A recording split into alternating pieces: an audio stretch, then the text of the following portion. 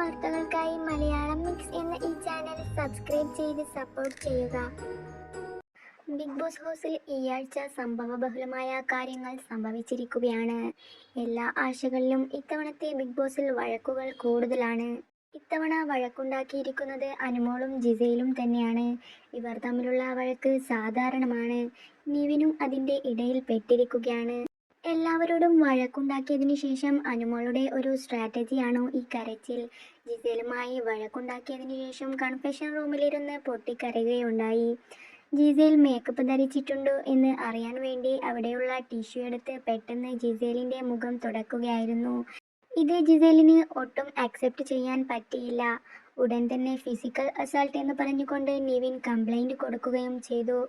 അനുമോളെ പുറത്താക്കിയില്ലെങ്കിൽ താൻ ഇതിൽ നിന്നും പുറത്തു പോകും എന്നായിരുന്നു നിവിൻ്റെ വെല്ലുവിളി. ഈ വെല്ലുവിളി ബിഗ് ബോസ് സ്വീകരിച്ചു.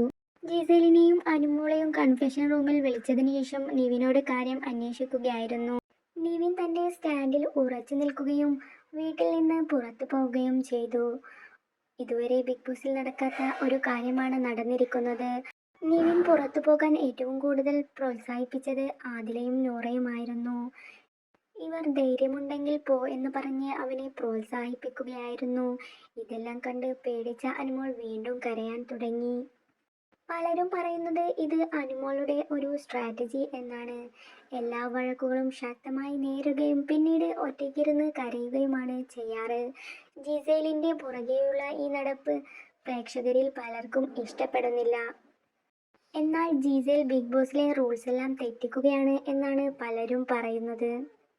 മോഹൻലാൽ വന്നതിനു ശേഷം ഈ കാര്യത്തെപ്പറ്റി ചർച്ച ചെയ്യാമെന്ന് ബിഗ് ബോസ് തന്നെ പറയുന്നുണ്ട്. ഇതിന് കൃത്യമായ നടപടിയെടുക്കുമെന്നും പറയുന്നു.